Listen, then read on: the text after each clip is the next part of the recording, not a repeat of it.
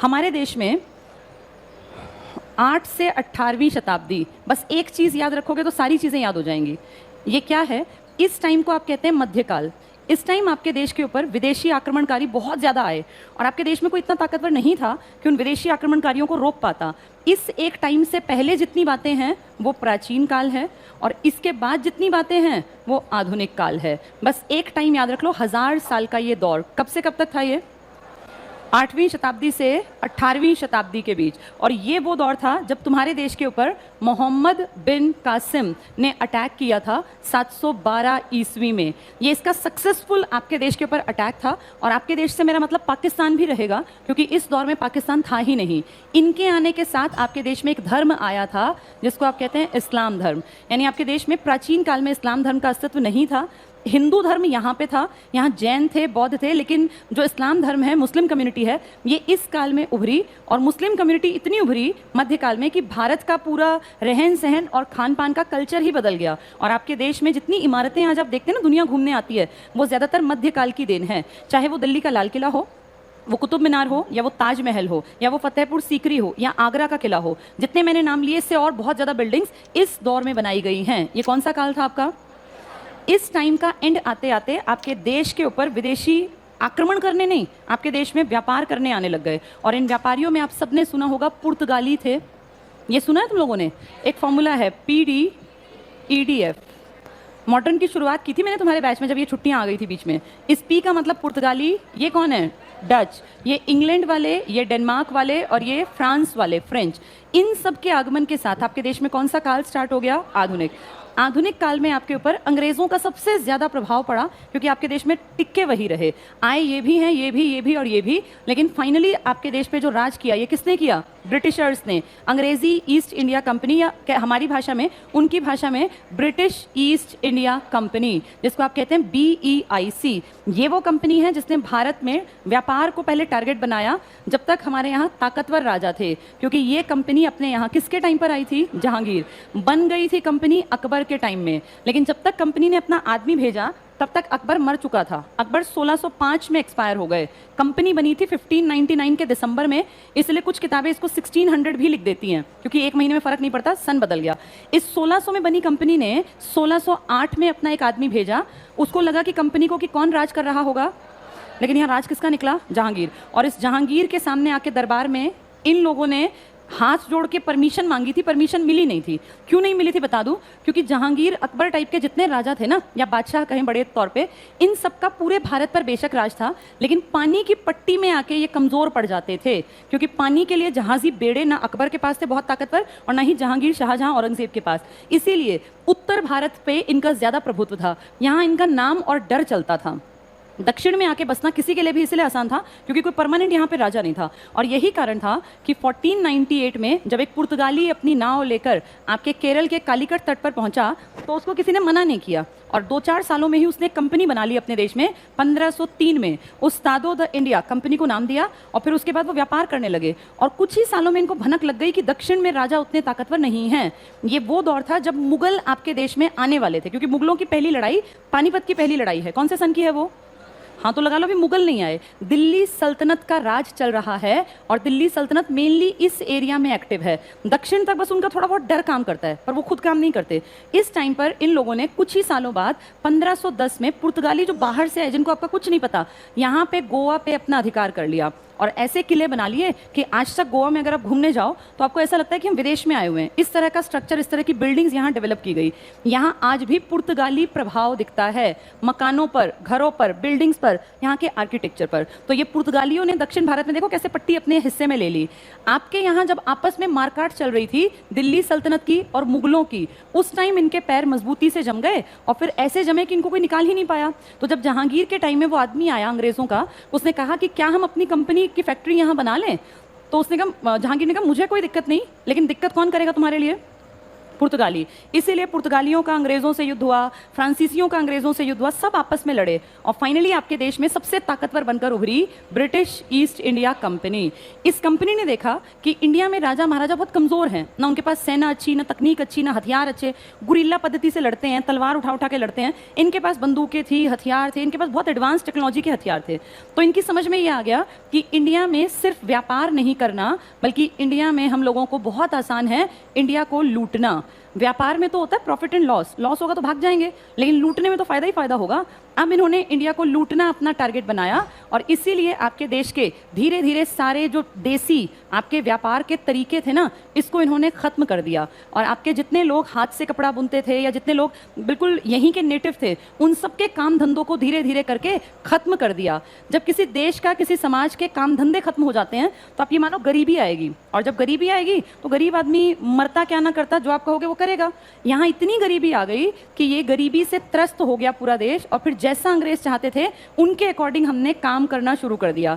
यही कारण था कि भारत के लोगों को अंग्रेजों की सेना में भर्ती होना पड़ा। नहीं तो आप खुद सोचो, मुट्ठी भर अंग्रेज और कितने बड़ा भारत। वो लोग कहते हैं 1-2 लाख थे जब आपके देश की आबादी 30 करोड़ थी, और जब ये यहाँ से गए तब आप 40 करोड़ थे। तो इतने सारे लोग और महज इतने लोग कंट्रोल करना बड़ा मुश्किल होगा अगर ऐसे देखें, लेकिन इस 1-2 लाख के साथ आपके लाखों लोग जुड़ते चले गए इनके साथ। कारण वो गरीबी से त्रस्त थे और पेट भरने के लिए उनको यही दिखाई दिया कि अंग्रेजों की नौकरी कर लो, पेट तो भरेगा, तनख्वाह तो मिलेगी। उनके सब काम धंधे चौपट थे, जिसको हम कहते हैं ना हैंडीक्राफ्ट, हाथ से जो काम करते हैं हैंडीक्राफ्ट का, ये सब खत्म कर दिया। आपके लोकल आर्टिसंस जो थे ना, छोटे मोटे काम करने वाले कामगार, इन सबको खत्म कर दिया। ये तरीका था अंग्रेजों का आपके देश को प्लान्ड तरीके से बर्बाद करने का, और इस प्लानिंग में इन लोगों ने अगले 1000 साल तक भारत कैसे गुलाम रहे इसका बहुत अच्छा प्लान बना लिया, और आज तक हम गुलाम ही हैं। आपको बेशक लगता हो कि आप आज़ाद हैं, लेकिन एक एग्जाम्पल देखो, 1813 में अंग्रेजों ने एक चार्टर एक्ट पारित किया। अंग्रेजों की संसद में एक चार्टर एक्ट आया और इन्होंने कहा इंडियंस को पढ़ाना है हमारे ऊपर, मतलब एक तरह से लगा लो कि हमारे भलाई करने के लिए 1813 में। तो क्यों पढ़ाना है? क्योंकि इंडिया से हम कमाई करते हैं, और कमाई करते हैं तो हमें वहाँ कोई ना कोई अपना काम करने वाला आदमी चाहिए, और उस काम करने के लिए तैयार करना पड़ेगा, इनका मेंटल मेकअप करना पड़ेगा, और उस मेंटल मेकअप के लिए हमें इनको पढ़ाना पड़ेगा। अपनी फौज तैयार करने के लिए हमें पढ़ाना जरूरी था, नहीं तो हम तो देसी आदमी थे, अपनी संस्कृत के श्लोक रट लिए, महाभारत पुराण रट लिए, हम तो ऐसे थे ना। अब इनको चाहिए थे पढ़े लिखे लोग, क्लेरिकल टाइप के लोग, तो मेंटल मेकअप करना पड़ेगा कि तुम पढ़ो। तो किसको पढ़ाएंगे? अब ये बहुत लंबी प्लानिंग की इन्होंने, और इन्होंने 1813 में कहा हम 1 लाख रुपया लगा देंगे इन इंडियंस के ऊपर हर साल, लेकिन इनको काबिल बनाएंगे। तो किस काबिल बनाएंगे? कि ये हमारी नौकरी कर सकें। हमारी नौकरी कब करेंगे? जब ये देखने में तो पूरी तरह भारतीय रहेंगे, इनकी शक्ल नहीं बदलेगी ना, रंग रूप, लेकिन इनका सोचने का ढंग, इनका काम करने का ढंग, ये सब कैसा हो जाएगा? अंग्रेजी। क्या आज तक हम ऐसे ही नहीं हैं? हम आज भी तो ऐसे ही हैं, हमारी शक्लो सूरत तो इंडियन ही है, लेकिन आप देखो छोटा जो कल्चर, जो बच्चे अब छोटे हैं, उन सब के लिए पार्टी का मतलब हलवा, खीर, चूरमा नहीं होता। उनके लिए पार्टी का मतलब पिज्ज़ा, बर्गर। क्या ये हमारा खान पान था? नहीं था। उनके लिए पार्टी का मतलब है वेल ड्रेस्ड होके जाना, और जो ड्रेस उनके दिमाग में आती है पार्टी में पहनने की, क्या वो हमारे कल्चर को रिप्रेजेंट करती है? वो सारी ब्रिटिश कल्चर है। यानी आप लोग आज भी, और हो सकता है अगले 1000 साल तक भी, हम इस गुलामी की जंजीर को ना तोड़ पाए। इन सब की प्लानिंग कौन से सन में कर दी गई थी? आज तक हम ऐसे ही हैं, शक्लो सूरत और रंग रूप से हम सब इंडियंस हैं, लेकिन अगर देखें हमारे काम धाम, हमारे तरीके, हमारा जो एक बोलने का ढंग है, हम दूर ना जाएं, अपनी अपनी लैंग्वेज देखो। तुम में से कोई ऐसा नहीं होगा क्लास में जो चाहता हो कि भाई मेरा बेटा बेटी कल को जब वो बड़े हों तो उनको अंग्रेजी समझ में ही ना आती हो। हम सब दिल से चाहते हैं कि हमारे बच्चे बहुत अच्छी अंग्रेजी स्कूल में पढ़ें और बहुत अच्छी अंग्रेजी बोलें, क्योंकि वो पार्ट ऑफ पर्सनैलिटी है। किसी भी इंसान को अच्छा बनने के लिए अंग्रेजी आना कंपल्शन है आज के टाइम में। ये किसी कल्चर में नहीं होता वैसे, सिर्फ हमारे अलावा। जो देश जहाँ पे अपने बच्चों को पढ़ाता है ना, वो अपनी भाषा सिखाता है जो उनकी भाषा है। चीन में अंग्रेजी नहीं बोली जाती, वहां मैंडेरिन बोली जाती है, मंदारिन, चीनी भाषा। आपका देश ऐसा देश है जहां लोग पढ़ाई के टाइम पे पहली प्रायोरिटी रखते हैं कि हर बच्चे को कौन से मीडियम स्कूल में पढ़ाएंगे? हाँ, इंग्लिश मीडियम में। और ज़्यादातर पेरेंट्स तो गांव में भी सोचते हैं कि बच्चा बेशक गांव में रहता है लेकिन बोले इंग्लिश। मैंने ऐसा कई बार सुना है कि इतने महंगे स्कूल में क्यों पढ़ा रहे हैं ऐसी देसी भाषा बोलने के लिए, तो वो एक्सपेक्ट करते हैं कि बच्चा अंग्रेजी ही बोले। हम सबका रहन सहन, खान पान, भाषा, हर चीज़ को हमने बदल लिया अंग्रेज़ों के अनुसार। इसीलिए इस चार्टर एक्ट का रिजल्ट आज आपके सामने है। जो इन्होंने सोचा था वैसा ही किया। इन लोगों ने कहा इंडियंस को संस्कृत पढ़ाने की या गीता, पुराण, महाभारत पढ़ाने की कोई ज़रूरत नहीं है, इनको पढ़ाओ साइंस। बहुत अच्छा सोचा, साइंटिफिक अप्रोच होनी चाहिए, लेकिन सिर्फ इतना पढ़ाना कि ये हमारा काम कर सकें। इतना मत पढ़ाना कि इनका दिमाग खुले और ये क्रिएटिव बन जाएं। क्रिएटिव समझते हो? कौन होते हैं क्रिएटिव? साइंटिस्ट जिसने ये पंखा बनाया है, किसी ने ये बोर्ड बनाया, इलेक्ट्रॉनिक बोर्ड, वो कितना साइंटिफिक उसका एटीट्यूड रहा होगा और वो कितना क्रिएटिव रहा होगा। क्रिएटिव इंसान जानते हो कौन होता है? जिसका दिमाग ऐसे काम करता है। देखो अलग अलग दिशाओं में हम इंडियंस का दिमाग कैसे काम करता है? हम सब ने बचपन से एक दिशा में सोचना सीखा और वो दिशा थी कमाने खाने लायक बन जाओ। ये ज़रूरत है हमारे देश की। अगर मैं कहूँ कि हमारे देश में क्रिएटिविटी होनी चाहिए तो पहले आपके देश का स्तर इतना होना चाहिए कि लोग भूख से ना मरें। अगर आप ना कमाएं तो भी आपका काम चले, ऐसा तो नहीं है ना भारत में। आप नहीं कमाओगे तो भूख से मरना पड़ेगा, कोई ऑप्शन ही नहीं है। इसीलिए हम सब अपने बच्चों को ये सिखाते हैं, पहली प्रायोरिटी सब तरफ से सुनता है बच्चा कि मुझे कमाना है, मुझे कमाने खाने लायक बनता है। विदेशी ऐसे अपने बच्चे को बड़ा करते हैं, वो उसके इंटरेस्ट को देखते हैं, किस चीज़ में इंटरेस्ट है। वो बच्चों की पढ़ाई पे, एग्जाम पे फोकस नहीं करते, वो बच्चे के सीखने पे फोकस करते हैं। इसी तरह के लोग समाज में कुछ नया रचते हैं, कुछ अलग करते हैं। ये क्रिएटिव इंसान है। एरोज देखो बाहर हैं, ये हम सब इंडियंस हैं जिनके एरोज अंदर हैं। अब तुम सोचो कि नहीं हम अपने बच्चे को क्रिएटिव बनाएंगे, तो भैया इस क्रिएटिविटी के चक्कर में दुनिया भूखी मरती है। बहुत लोग हैं जो बहुत कैलिबर होता है, लेकिन वो कई बार देखा नहीं वीडियोस आती हैं कि ये उस स्तर पे गए थे, इन्होंने इतने प्राइज जीते और फाइनली घर में खाने कमाने को नहीं है। तो इंडियंस इस तरह से नहीं कर पाते। इंडियंस की हालत ये है और इसका कारण है आपके सिस्टम में भी वो ताकत नहीं है कि लायक लोगों को भी बैठा के खिलाया जा सके। उनके लिए भी कमा के खाना ही जरूरी है पहली प्रायोरिटी पर।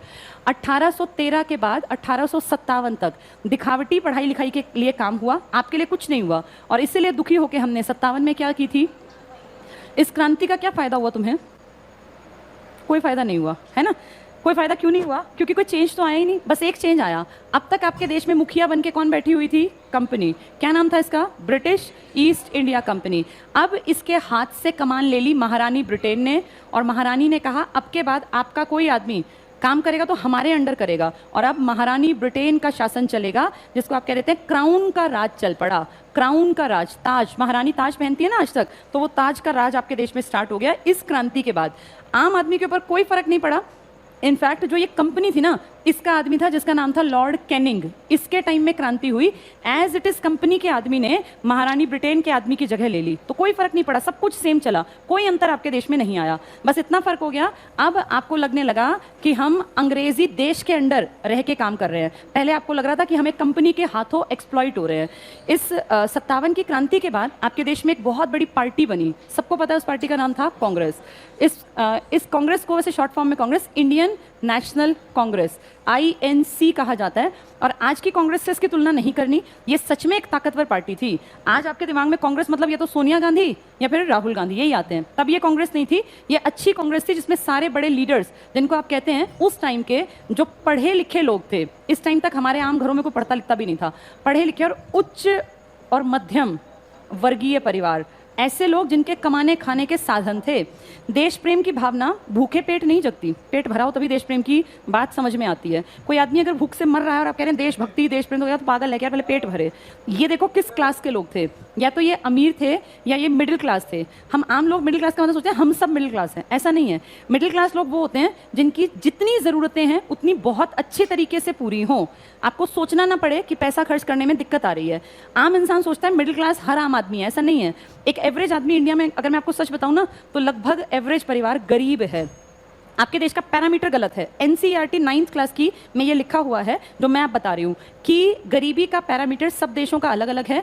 आपके देश में गरीब का मतलब होता है, क्या सोचते हैं आप गरीब कौन है? जिसके पास क्या ना हो, घर ना हो, है ना, सुविधाएं ना हो, ऐसा नहीं है। आपका देश बड़ा चालाक है। आपके देश की सरकार ने कहा गरीब वो है अगर वो गांव में रहता है और उसको 2400 कैलोरी नहीं मिलती एक दिन में खाने में, 2400 कैलोरी, और अगर वो शहर में रहता है और उसे 2100 कैलोरी नहीं मिलती, घर है नहीं है कोई पूछने वाला नहीं, उसके पास कोई गाड़ी है नहीं है किसी को मतलब नहीं, उसके घर में कोई साधन है, कोई सुविधा है, कोई फर्क नहीं पड़ता। पता चला उसके घर ना बाथरूम है, ना किचन है, ना सर पे छत है, लेकिन कैलोरी मिल गई। ये तो भीख मांग के भी मिल सकती हैं भाई। भीख मांग ले एक आदमी 4 रोटी का जुगाड़ कर ले, हो गई 2400 कैलोरी या 2100। तो क्या ये गरीबी मापने का पैरामीटर काम का है आपके देश में? नहीं। और अगर आपके देश में गरीबी का सही पैरामीटर बनाने लग गए ना, तो आपके देश की बहुत बड़ी आबादी गरीब ही है।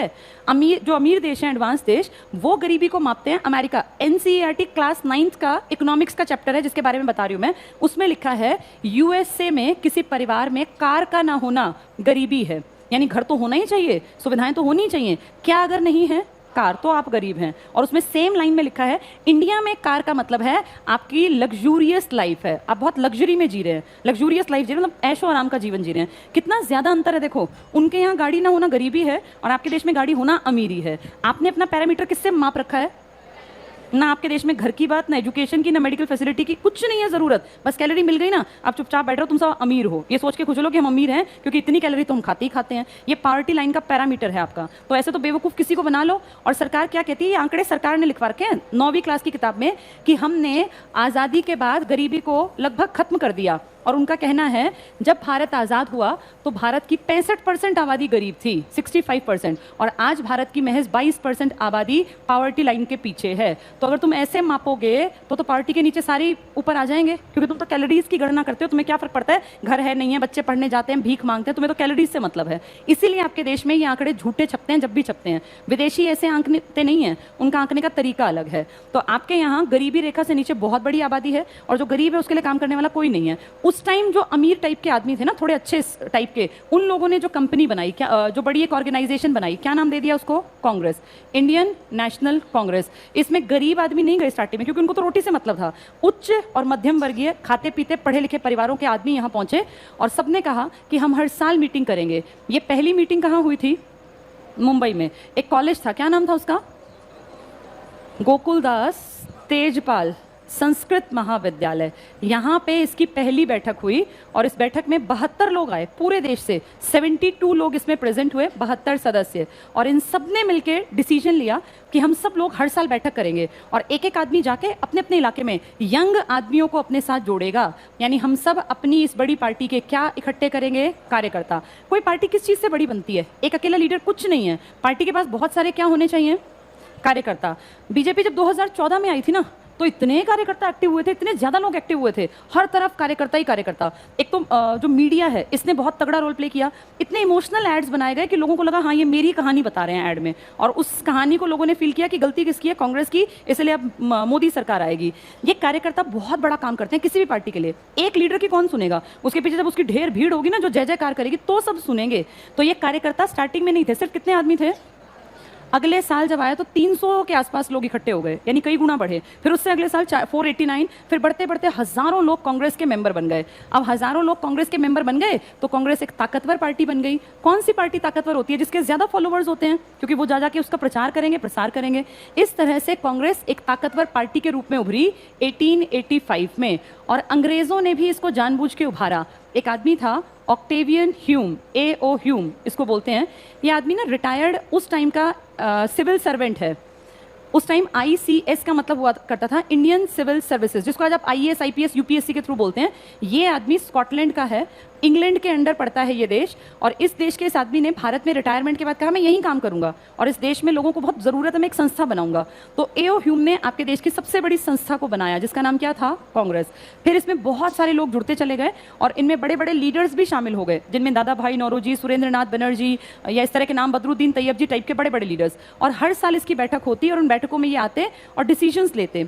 धीरे धीरे लोगों को लगा कि हाँ, अपनी बात मैं अगर अकेला जाके कहूँगा तो कौन सुनेगा, मुझे एक संगठन की ज़रूरत होगी और भारत की बात सिर्फ ये संगठन रख पाएगा। तो पूरे इंडिया का एक फेथ बन गया किस बड़ी पार्टी में।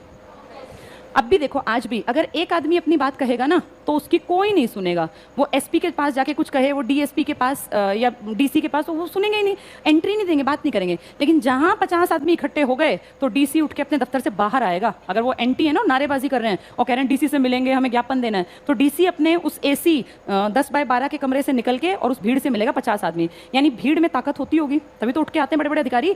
एक जाके तुम जाके देखना कि मुझे DC से मिलना, भगा देंगे, कहीं चल भाग यहाँ से, DC साहब नहीं है, क्या करना है, कहेंगे एप्लीकेशन देके जाओ, हम अपने आप पहुंचाएं। अब सुनेगा ही नहीं कोई। लेकिन जहां आपके पास बल है वहां आपकी बात सुनी जाएगी। और अगर ये 50 की जगह 500 हो ना तो DC वहीं के वहीं आधे काम कर देगा आपके। अभी अब हम लोगों ने क्या किया, अब अपने स्टूडेंट्स को यही तो कहा कि जाके ज्ञापन सौंपो, तो ज्ञापन सौंपने में टीचर कोई नहीं गया।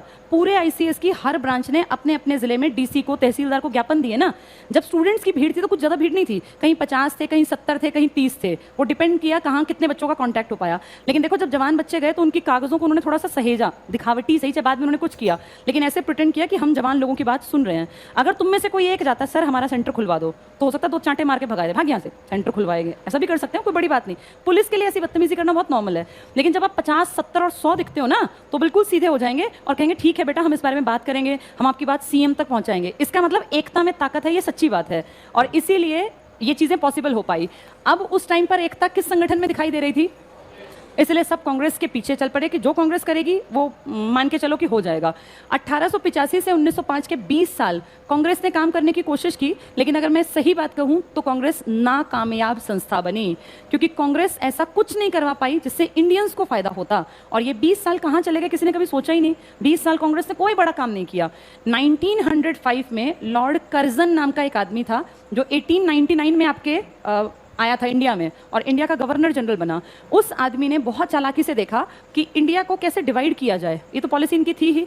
इस तरफ बांग्लादेश और आपका वेस्ट बंगाल, जिसको आप बंगाल कहते हैं, इसमें दो धर्म के लोग ज्यादा थे, हिंदू और मुसलमान। उसने जानबूझ के यहाँ पर ये कहा कि बहुत बड़ा प्रांत है, बहुत टैक्सेस इकट्ठा होता है, इस सारे की मैनेजमेंट करना मुझे दिक्कत आती है, मैं इसके दो हिस्से बनाऊंगा, दो अधिकारियों के पास ये रहेगा। और इस तरफ जानबूझ के ऐसा डिवीजन किया कि इस तरफ की आबादी में मुसलमान ज्यादा बन गए और इस तरफ की आबादी में हिंदू ज्यादा। मुट्ठी भर मुसलमान, मुट्ठी भर हिंदू।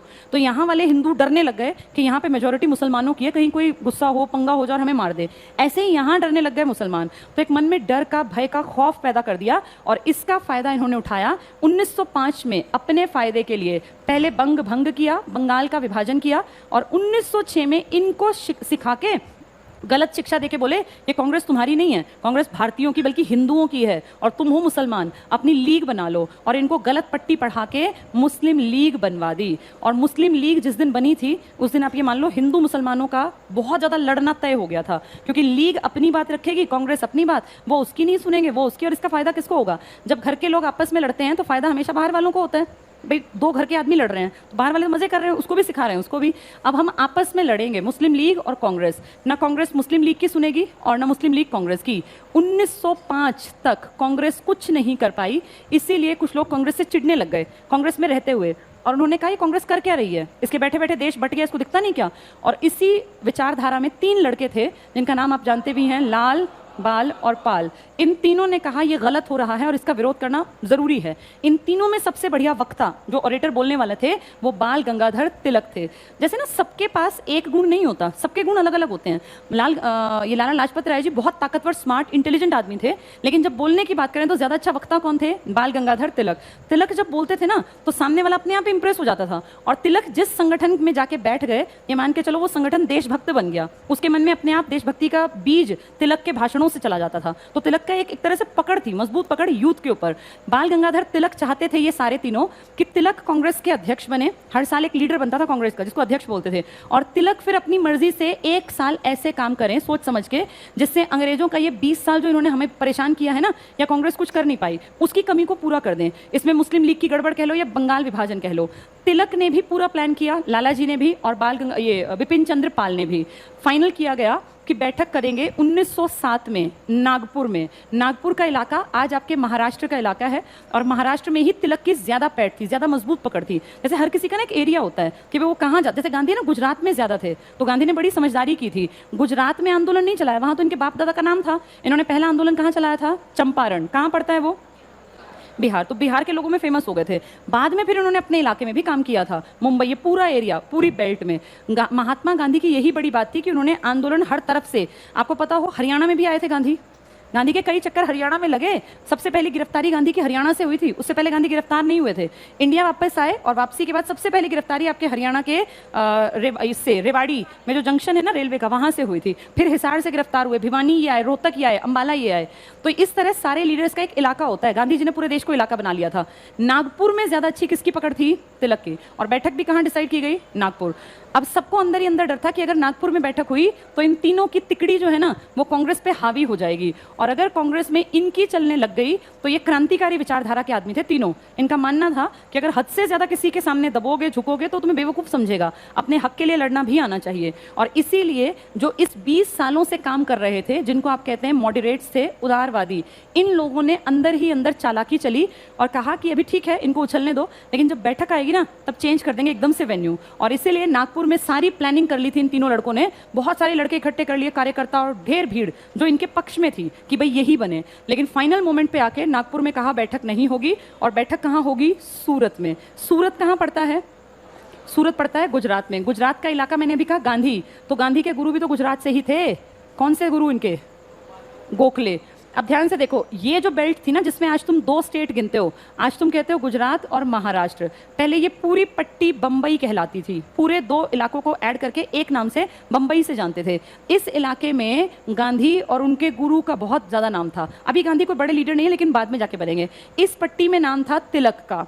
और अगर बात करें लाला जी की, तो हरियाणा पंजाब की पट्टी में वो ज़्यादा ताकतवर थे। तो हर लीडर का ना एक एरिया था कि भाई यहाँ इसकी सुनेंगे, यहाँ बात मनवानी है, इसकी लीडरशिप में काम कराओ। तो यहाँ पे महाराष्ट्र की पट्टी में होनी थी बैठक नागपुर में, लेकिन वो कहाँ ट्रांसफ़र कर दी गई? सूरत में। सूरत में इसकी चलने वाली है। गांधी के गुरु कौन थे? गोपाल कृष्ण गोखले, जी के गोखले इनको कह देते हैं। गोपाल कृष्ण गोखले हैं उदारवादी। उदारवादी जानते हो? जो चल रहा है, जैसा चल रहा है, बहुत बढ़िया।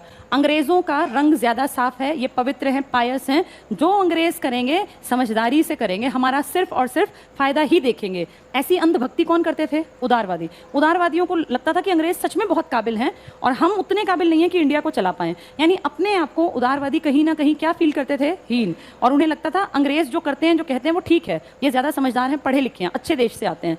यानी अपनी हीनता के कारण उन्होंने किसको नंबर 1 बना दिया? अंग्रेजों को। ये बात किसको रास नहीं आ रही थी? लाल, बाल और पाल। तो लाला लाजपत राय तो पंजाब की साइड थे, बाल गंगाधर तिलक महाराष्ट्र के नागपुर के आसपास। जब बैठक यहाँ होती तो सारा क्राउड किसके पक्ष में बोलता? तिलक के पक्ष में। भाई जिसकी जहाँ एरिया होता है वहाँ उसकी चलती है। अब यहाँ बैठक है तो किसके पक्ष में लोग बोलेंगे? गोपाल कृष्ण गोखले। बैठक की गई, बहुत बड़ा भारी भरकम टेंट लगाया गया, ऐसे भारी भरकम सा एक ग्राउंड में। इसमें छोटे छोटे तंबू या टेंट गाड़ दिए जाते थे। कई दिन, 3-3, 4-4 दिन बैठक होती थी। यहीं रहना, यहीं खाना बनता, यहीं सारे डिस्कशंस, डिबेट, सब कुछ यहीं। तो इन्हीं डिबेट्स में जिसका एरिया होता था ना, उसका हमेशा एक पलड़ा भारी होता था। अगर ये एरिया महाराष्ट्र में होता तो तिलक की चलती, लेकिन अब एरिया कहाँ है? गोपाल कृष्ण गोखले वाले एरिया में। तो गोपाल कृष्ण गोखले की तो वाहवाही होनी है। अब जैसे ही ये बोलने के लिए उठे, तीनों में से कोई सा, खासकर तिलक, तो जो उसके कार्यकर्ता है ना गोखले के, वो उठा के पहले सुने और फिर तू मैं करें और उठा के चेयर और फेंक दें। तुमने देखा था अभी एक कल परसों वीडियो था, 3-4 दिन पहले, 2 आपस में, एक विधायक और सांसद कैसे लड़े हैं, जूते मार मार के। देखा तुम लोगों ने? वो नहीं देखा? मीडिया दिखा रहा था, पता नहीं कौन सी पार्टी का था। विधायक बैठा था और सांसद, उनके बीच में एक थोड़े एज्ड से आदमी थे, वो भी कोई बड़े आदमी होंगे। तो विधायक और सांसद की तू मैं हो गई। सांसद की पोस्ट बड़ी होती है विधायक की। सांसद बड़ी पोस्ट पे है क्योंकि सांसद जहां बैठता है, मान लो जिस एरिया में सांसद है, संसद की सीट ज्यादा बड़े पॉपुलेशन को इंडिकेट करती है। एक एग्जांपल से समझो, हरियाणा में संसद की कितनी सीटें सांसदों की? 10, और एमएलए की 90। इसका मतलब एक सीट पे लगभग कितने एमएलए हैं आपके? एक सीट पे भाई 90 और 10 कितने होंगे? एक पे कितने? 100।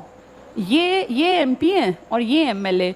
एक सीट पे एमपी की पे, ये एक सीट है, एक सीट ये, एक, ऐसी 10 हैं। तो एक में कितने कितने आएंगे? 9 आएंगे। भाई 9×10 90 होता है, इमेजिन कर लो। एक पे 9, तो एक एमपी बराबर कितने हो गए? 9 एमएलए। ऐसे सोच लो, होता नहीं है, सिर्फ समझने के लिए सोच लो कि एक एमपी की पोस्ट के बराबर 9 एमएलए। तो किसकी पोस्ट बड़ी हो गई? एमपी तो बड़ा आदमी हो गया। अब वहाँ वो दोनों बैठे हुए थे और उनमें से जो एमएलए था ना, पता नहीं किस बात पे उनकी बहस हुई, भगवान जाने, और एमएलए बोला अभी जूते से मारते हैं, यूपी या बिहार का होगा, उसने कहा, और उस एमपी ने जूता निकाल के उसके, मीडिया वाले तो मजे करते ही हैं, गिन गिन के जूते, 1 2 3 मतलब दिखा रहे, जूते 7-8 जूते उसने मारे। फिर उसको होश आया कि मुझे जूते पड़ गए हैं, फिर वो उठा, फिर वो उसका गला पकड़ने चला। मतलब आपस में ये हालत। तो मैं क्यों बता रही हूँ? क्योंकि जिसका एरिया होता है ना, उसकी हमेशा एक दबाव होता है, वो वहाँ का लीडर होता है। तो एमपी अगर बड़ी सीटों में बैठा होता है तो एमएलए को उसके सामने नीचा माना जाता है। नीचे इन द सेंस, भाई तेरी पोस्ट छोटी है, मेरी पोस्ट बड़ी। यहाँ भी ऐसा ही होना था। गोखले के एरिया में तो किसकी पोस्ट बड़ी हो गई? गोखले की। अब जैसे ही ये बोले तो गोखले वाले जो आदमी थे वो उठा के चेयर फेंके और जूते और चप्पल। ऐसा नहीं कि आज ही है ये सांसद एमएलए पहले भी ऐसे ही थे, कोई इनमें ज़्यादा अंतर नहीं आया। यहाँ फाइनली ये हो गया कि मार काट मचेगी और टेंट उखाड़ दी और गिरा दिए, बुरा हाल। इन लोगों की जो पार्टी थी ना, इन्होंने कहा तुम निकलो यहाँ से, और इन 3 लड़कों को कहा कि तुम्हें यहाँ अब एंट्री नहीं है और तुम्हें अब ये सब काम धाम छोड़ना पड़ेगा। इन्होंने कहा भाई गलती हो गई, माफ़ कर दो। बात बिगड़ती दिखी, लेकिन फिर नहीं माने, और उसके बाद कांग्रेस में 2 हिस्से अलग दिखाई दिए, एक हिस्सा नरम और एक हिस्सा गरम। क्रांतिकारी विचारधारा के कारण, ये मारकाट के कारण ऐसा हुआ। 1907 से बेसिकली बटे और 1919 तक ऐसे रहे। यहाँ कांग्रेस किसके हाथ में थी? अब कांग्रेस 2 तरह से काम कर रही है, एक गरम और एक नरम। गरम वालों के पास पैसा नहीं है और उनको कोई मानता भी नहीं है। पैसा किसके हाथ में है? नरम दल वाले, जो एज्ड हैं, जो उदारवादी का ही पार्ट मान लो। इस फूट का फायदा तीसरे ने उठाया, यानी BEIC जो अब महारानी थी उनको मिला, और महारानी ब्रिटेन के टाइम में फ्री हो गए अंग्रेज कि आपस में ही लड़ते रहेंगे, हमें टेंशन ही नहीं है। कांग्रेस में फूट पड़ गई और उस तरफ अपना काम एक कौन सी लीग कर रही थी? मुस्लिम लीग। यानी कितने लोग अलग अलग बट के काम कर रहे हैं। परिवार में अगर सब बट के काम करें तो परिवार की ताकत खत्म हो जाती है। यही हमारे साथ हुआ। हमारे इंडिया में कुछ लोग गरम के हिस्से चले गए, कुछ नरम के, और कुछ लोग चले गए मुस्लिम लीग के। इसीलिए इस दौर में आपको इंडियन हिस्ट्री में कुछ भी खास पढ़ने को नहीं मिलता, और अंग्रेजों ने अपने फायदे के लिए बहुत काम कर दिए। अंग्रेजों ने एक बहुत बड़ा 1911 में क्या लगा दिया, दिल्ली दरबार। दिल्ली को दुल्हन की तरह सजा के इस टाइम पे लाखों रुपया खर्च किया, लाखों रुपया हमारी जेब से गया। अंग्रेजों का कोई पैसा नहीं था, सारा पैसा वो हमसे किस रूप में लिया करते थे। आज भी सरकार जितना पैसा खर्च करती है वो तुम्हारा मेरा दिया हुआ टैक्स है, जनता का टैक्स है। चाहे वो रोड बनाए, या वो कोई ऋण माफ करें, या वो किसानों में बांटें, या वो अनाज पहुंचाएं, सब तुम्हारे मेरे पैसे से है। तब भी अंग्रेज टैक्स लेते थे। इस टैक्स के पैसे की बर्बादी की, कौन सा दरबार लगा के, दिल्ली को हाथियों से सजाया, घोड़ों से सजाया, बहुत पैसा खर्च किया। कारण मुंबई में उतरने वाले हैं, पानी के जहाज में बैठकर आ रहे थे क्वीन मैरी और जॉर्ज फिफ्थ, जो पानी के जहाज से आके यहाँ उतरेंगे। इसमें क्वीन यानी महारानी क्वीन मैरी आ रही हैं और जॉर्ज पंचम या जॉर्ज फिफ्थ आ रहे हैं। ये दोनों आएंगे, यहाँ उतरेंगे, और यहाँ से फिर ये पूरे भारत की यात्रा करते करते करते कहाँ पहुँच जाएंगे, दिल्ली। इसीलिए मुंबई में गेटवे ऑफ इंडिया का निर्माण किया गया। गेटवे ऑफ इंडिया इनके आने की खुशी में बनाया गया है, तो इसलिए इसको बनाने का टाइम है 1911। फिर वो 21-21 के आसपास बनकर तैयार हो गया था। तो यहाँ से जब ये दिल्ली गए, तो दिल्ली में उस टाइम कोई सेंटर ऑफ अट्रैक्शन नहीं था। उस टाइम हमारी राजधानी क्या हुआ करती थी, कलकत्ता। कलकत्ता बहुत प्राचीन शहर था, और कलकत्ता में ना ऐतिहासिक इमारतें थी, बहुत सारी इमारतें। लेकिन वो कलकत्ता ना जाके प्रेफरेंस कहाँ रखी गई, दिल्ली। और दिल्ली में बहुत बड़ा दिल्ली दरबार जब उन्होंने देखा तो बेहद खुश हुए, और उन्होंने कहा क्यों राजधानी कलकत्ता बना रखी है, राजधानी को उठा के कहाँ शिफ्ट कर दो, नई दिल्ली। यानी इस दिल्ली दरबार की पहली घोषणा है राजधानी का परिवर्तन। कहाँ से कहाँ उठा के लाए हैं, कलकत्ता से दिल्ली। कौन से सन की घटना है, 1911। ये घोषणा 11 में हुई। राजधानी एक दिन में नहीं आती, 5-6 महीने लगते हैं, इसलिए अप्रैल 1912 में आपकी राजधानी शिफ्ट हुई है। पेपर में क्वेश्चन की लैंग्वेज से टिक मार्क करना, अगर वो कहें घोषणा कब हुई तो 1911, और शिफ्ट कब हुई तो 1912। फिर यहाँ पे लोगों ने कहा जी बंगाल में लोग बहुत दुखी हैं, वहाँ पे बंगाल का विभाजन कर दिया, हम बड़े परेशान हैं। तो इसने जिससे बातचीत की होगी, उन्होंने कहा अब चिंता नहीं है, अब चाहे आप इकट्ठा करो, इनके मन अलग हो गए। इसने दूसरी घोषणा की, बंग भंग को बंद किया जाएगा, अब हम बंगाल को वापस से एक कर देंगे। लेकिन अब क्या फायदा, अब एक करने का फायदा नहीं है, क्योंकि अब तो ये बट चुके। भाई दो भाई अलग हो जाएं और 10-12 साल वो अलग रह जाएं, फिर वो इकट्ठे हों, तब भी मन वैसे नहीं मिल सकते जैसे कि स्टार्टिंग में थे। जब तक बंटवारा नहीं हुआ तब तक जो फीलिंग थी एक दूसरे के प्रति, वो बंटवारे के बाद नहीं आएगी ना, और लड़ झगड़ के बटे हों, मार काट करके। तो इसलिए ये हमारे लिए कोई खास काम की घोषणा नहीं थी, फिर भी एग्जाम में आती है, इसलिए पता होनी चाहिए। ये 2 घोषणाएं कर दी। अब हम लोग बहुत दुखी हैं इंडियंस के पार्ट पे, क्योंकि हमारे देश में ये बटे हुए हैं और काम नहीं कर पा रहे। कौन कौन से दल, नरम गरम और मुस्लिम लीग और कांग्रेस। इन 12-13 सालों में आपके देश में काफी उथल पुथल मची, क्रांतिकारी विचारधारा निकली, लेकिन कोई कुछ कर ही नहीं पाया। बहुत नुकसान हुआ आपका पूरे देश का। इस दौर में आपके देश में एक नई एंट्री लेते हैं महात्मा गांधी। कब आए थे इंडिया, 9 जनवरी 1915। और महात्मा गांधी इंडिया आए तो कोई लीडर नहीं था। देखो उभरने के लिए क्या चाहिए होता है, एक लीडर कब उभरता है, 2 कंडीशंस में। एक तो जो आदमी काम कर रहा है, पोजीशन पे बैठा है, वो बहुत नालायक हो, लोगों को पसंद ना हो, उस टाइम पे लीडर उभर सकता है। या दूसरा कोई हो ही ना, अकेला ही एक आदमी हो। भाई रेस में अकेला भागेगा तो भी जीत जाएगा ना। जब महात्मा गांधी की एंट्री आपके देश में हुई ना, तो उस टाइम सोचो मुस्लिम लीग अलग काम कर रही है, यूनिटी नहीं है, गरम अलग काम कर रहा है, नरम अलग। तो कोई बड़ा लीडर है ही नहीं जिसकी सब सुनते हो। उस टाइम पे आपके देश में कौन उभर जाएगा, महात्मा गांधी। और फिर ये 1915 से उभर के, और पूरा समाज इनकी बात मानेगा। 1948 30 जनवरी, जब तक जिंदा रहेंगे तब तक इन्हीं की अकेले की चलेगी। एकदम से आते तो लीडर नहीं बने, 4-5 साल लग गए। इसीलिए कांग्रेस का तीसरा चरण माना जाता है 1919 से स्टार्ट हुआ। ये कांग्रेस के चरण समझा दिए मैंने, 1919 से 1947, जब तक आप आजाद नहीं हुए। इसको आप कहते हैं, ये कौन सा युग है हमारा, ये गांधी युग है। इकलौता ऐसा आदमी है जिसके नाम पे युग है। कोई अकबर युग नहीं कहता। अकबर के पूर्वज और उसके बेटे और पड़पोते तक के काल को मुगलों का काल कहा जाता है। आदमी नहीं था मुगल, मुगल एक आइडेंटिटी पूरी उनकी डायनेस्टी की है। ऐसे ही जो दिल्ली में काम कर रहे थे उन लोगों को नाम से नहीं बुलाया जाता, दिल्ली सल्तनत कह दिया जाता है। लाल बाल पाल के नाम नहीं, उनको कहते हैं गरम दल। ये एक आदमी है जिसका नाम लिया जाता है। एक युग एक आदमी के नाम पे है, इसलिए कहा जाता है कि इससे बड़ा लीडर आज तक धरती पर पैदा नहीं हुआ। ये सच बात है। बहुत लोग गांधी जी से आज जो है मैच नहीं करती उनकी बातचीत, लेकिन आप जब पढ़ोगे ना तो आप फील करोगे कि नहीं, गांधी में कुछ था। इनकी टक्कर में भगत सिंह भी तो थे। आज आपको बहुत अच्छे लगते हैं, लेकिन उस टाइम के लीडर नहीं बन पाए ना बड़े। इनकी टक्कर में सुभाष चंद्र बोस भी थे, जिनके बहुत लोग फॉलोअर्स हैं, लेकिन इनके सामने टिक नहीं पाया कोई भी। तो कुछ तो था गांधी में कि इनके नाम का युग, ऐसा तो नहीं कि मारकाट मचा के इसने अपने नाम का युग बनवाया। इनकी कुछ पॉलिसी थी जिसके कारण भारत लंबे टाइम तक शांत बना रहा। ये भी बहुत बड़ी बात होती है। आपके देश में आज जो एक किसान आंदोलन है ना, इसमें देख रहे हो रोज रोज अभी 3-4 दिन से चल रहा है कि कुछ लोगों ने मारपीट की गांव के लोगों के साथ। मुझे नहीं पता झूठी बात है कि सच्ची बात है, लेकिन दिल्ली के कई गांव एंटी हो गए। सिंघू बॉर्डर पे जहां ये बैठे हुए ना किसान भाई बंधु, इनके खिलाफ महापंचायत हो रही है कि इन्होंने गांव के लोगों के साथ मारपीट की है। तो किसी भी आंदोलन को चलाए रखना और शांतिपूर्वक चलाए रखना, ये दो अलग अलग बातें हैं। चला तो किसान भी रहे हैं, लेकिन क्या वो शांति को मेंटेन कर पाएंगे? कोई बाहर का आदमी आके उनकी शांति को भंग करने में सक्षम तो नहीं हो जाएगा। अगर वो भी हो गया तो गलती किसानों की ही मानी जाएगी, चाहे कोई बाहर से करे कुछ भी। गांधी में ये खासियत थी, इसने जितने साल भारत में काम किया हर चीज को कैसे बनाए रखा, और जैसे ही गड़बड़ दिखती तुरंत वापस ले लेता आंदोलन। ये बहुत समझदारी का काम था। तो ये 3 चरण है कांग्रेस के। पहला चरण कब से कब तक है? 85 से 1950। कौन से लीडर्स का काल था ये? इसके बाद सेकंड चरण कब आया?